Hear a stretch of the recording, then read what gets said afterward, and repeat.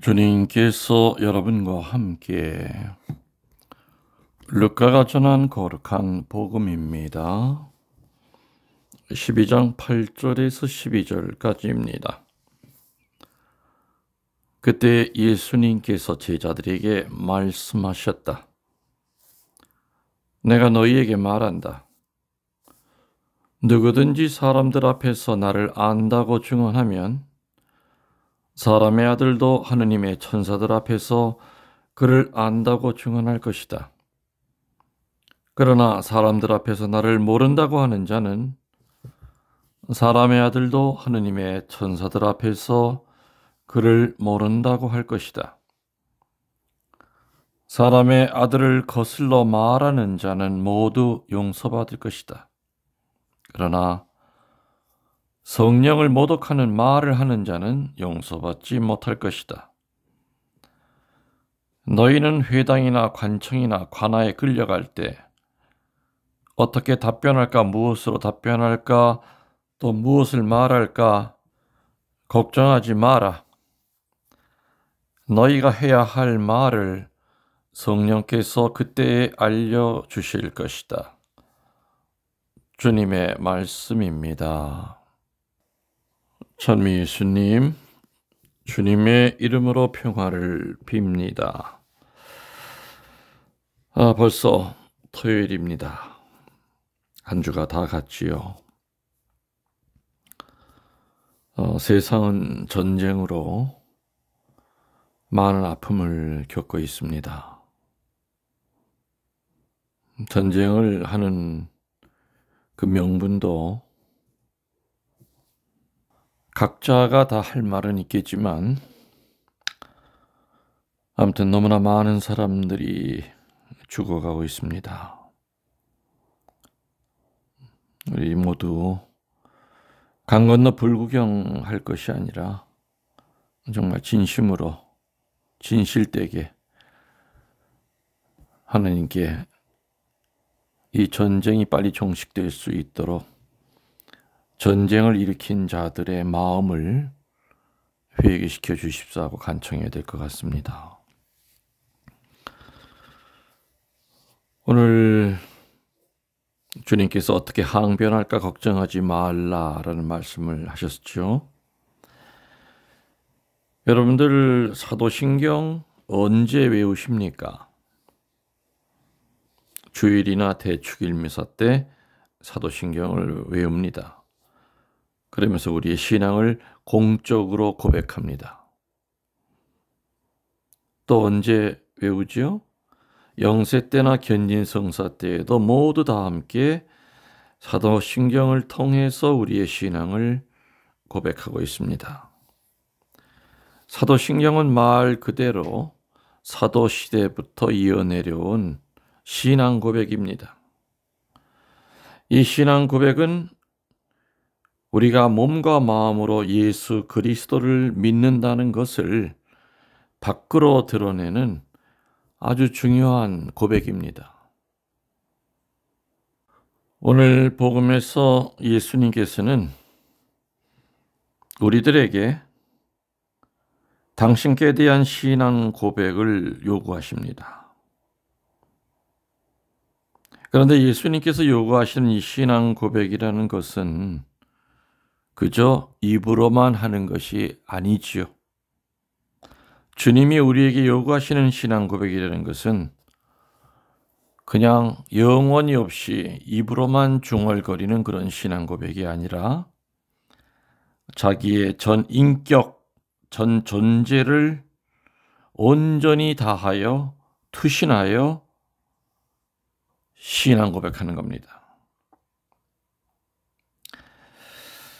어쩌면 우리들은 신앙이라는 것을 그냥 송호 긋고 또 사도신경 외우고 주님의 기도, 성모송, 영광송 뭐 그런 정도를 자신의 마음속에 간직하면서 혼자 지켜나가기만 하면 되는 것으로 알고 있을지도 모릅니다. 그런데 오늘 복음에서 예수님께서는 신앙이란 그저 묻어두는 것이 아니라 공적으로 드러내야 하는 것임을 깨우쳐 주고 계시죠. 그래서 당신께 대한 신앙을 많은 사람 앞에서 고백하라고 요구하십니다. 신앙 기도문 중에서 가장 짧지만 가장 많은 진리를 내포하고 있는 첫 번째 신앙 고백문이 성호경입니다. 성부와 성자와 성령의 이름으로 아멘. 많은 사람들이 성호경을 기도가 아닌 것으로 알고 있습니다마는 아니죠. 기도서에 보면은 제일 첫 번째 나오는 것이 성호경입니다. 주모경과 같이 성호경도 분명히 신앙 고백입니다. 여러분들 집에서 식사하시기 전후에 성호 그으시면서 식사 전, 식사 후 기도하십니까? 여러분들 식당에 가서 밥을 드실 때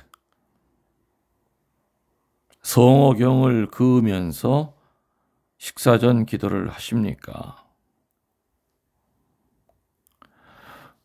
물론 당연히 여러분들이 예지오 단원이라면은 성당에서 묵주 기도 드리기 전에 성호경 글 겁니다. 미사 드리기 전에 성호경 긋고 시작할 겁니다.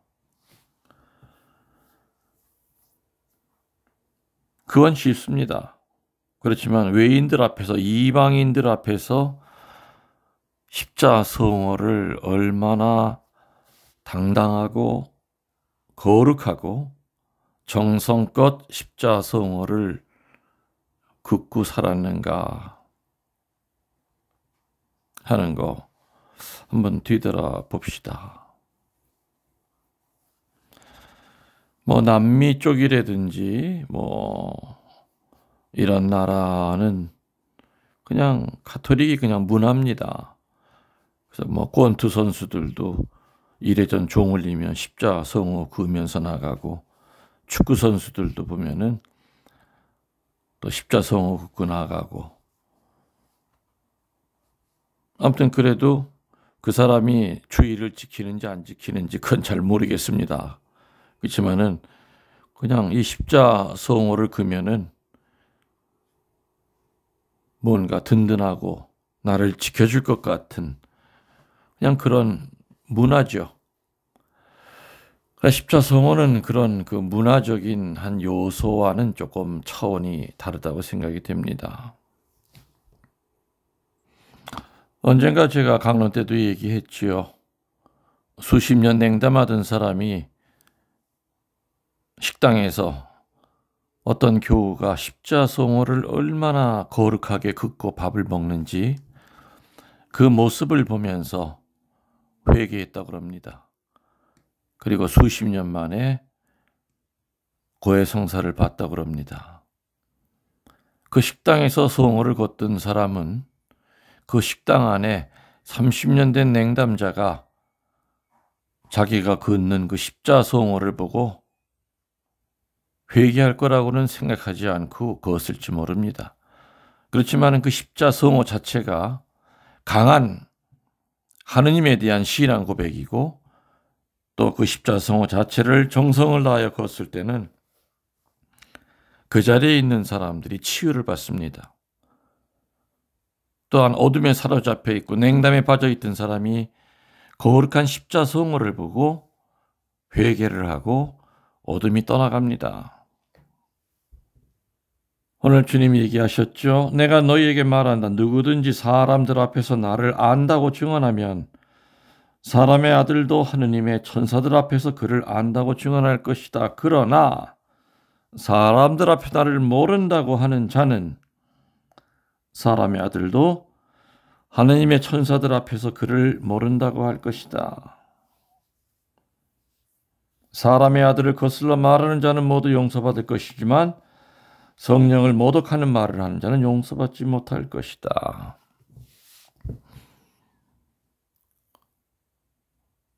지금은 순교 시대가 아닙니다. 옛날 200여 년 전에 우리 조선 땅에서는 이방인들 앞에서 십자성어를 그으면은 바로 끌려가 순교를 당했지요. 지금은 그런 시대가 아니지만 우리는 십자성어 긋는 것조차 부끄러워하고, 그리고 뭔가 십자성어를 그으면은 자기를 다 쳐다보는 것 같고. 맞습니다. 쳐다보라고 십자성어를 긋는 겁니다. 식당 안에서. 천주교에 관심 있는 사람들한테 천주교 신자가 식당에서 십자성어를 긋고 밥을 먹는 것을 보고 예비자 교리반에 들어오라고 하는 표시로 십자성어를 긋는 거고요. 쉬고 있는 신자들이 그 십자성어를 보고 구마가 되어 어둠으로부터 벗어나 치유받으라고 십자성어를 긋는 겁니다. 그 때문에 십자성어를 그으면서 눈치 볼 필요 없고 부끄러워할 필요 없습니다. 예수님 당시에는, 또 그 후에 박해 시절에는 예수님을 그리스도라고 고백하면 목숨의 위험까지 각오하지 않으면 안 되었을 그 당시의 상황으로, 사실 오늘 예수님이 얘기하시는 사람들 앞에서 나를 증언하라고 하는 이 말씀은, 이 명령은 굉장히 큰 용기와 희생을 요구하는 것이었습니다. 사실 어찌 보면은 예수님을 안다고 증언하는 데는 어떤 조건이 필요한 것이 아니지요. 그렇기 때문에 아무것도 배우지 못한 사람이라 할지라도 굳세게 신앙을 증거할 수 있는 일입니다. 그래서 이 신앙의 증거에는 학식, 성별, 연령, 재산의 많고 적음이 절대 문제가 되질 않습니다. 신앙의 증거는 예수님과 일치하는 깊은 믿음과 사랑의 체험에서 나오는 것이기 때문이지요. 그것이 바로 향기로 드러나는 겁니다. 예수님의 향기를 풍기는 사람, 늘 그 사람의 입에서는 다른 사람을 칭찬하는 말만 들을 수 있게 하는 바로 그 사람, 알고 보니 천주교 신자더래. 참 그 사람 다른 사람 좋게 얘기해. 천주교 신자더래. 어려운 사람 남모르게 소문내지 않으면서 오랜 세월 동안 도와주고 있는 그 사람, 알고 보니까 천주교 신자래. 이렇게 그리스도의 향기가 나는 이 모습, 하느님을 증거하는 데는 언어로 증거하는 경우도 있고요, 행동으로 증거하는 경우도 있고, 또 침묵 속에 하느님을 증거하는 경우도 있을 겁니다. 아마 오늘날에도 예수님 당시의 상황과 비슷하게 예수님을 증언하기가 점점 더 어렵게 되어가고 있습니다. 사회 학문의 급속한 발전과 그리고 기계 기술의 발전, 무신론의 횡행으로 말미암아 신앙인은 어쩌면 한낱 웃음거리가 되기 십상일 겁니다. 그러다 보니 공공연한 신앙 고백의 어려움이 날로 증가되어 가고 있습니다. 그러나 예수님은 이러한 어려움이 크면 클수록 더욱더 용맹하게 신앙을 증거할 것을 요구하고 계십니다.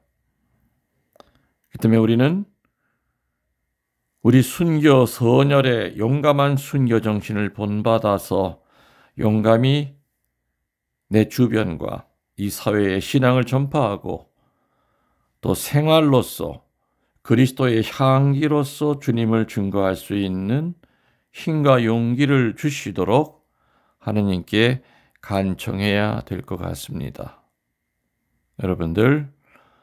여러분들을 만나기 전부터 사랑했습니다. 전능하신 천주 성부와 성자와 성령께서는 이 말씀을 듣는 모든 이들에게 강복하소서. 아멘.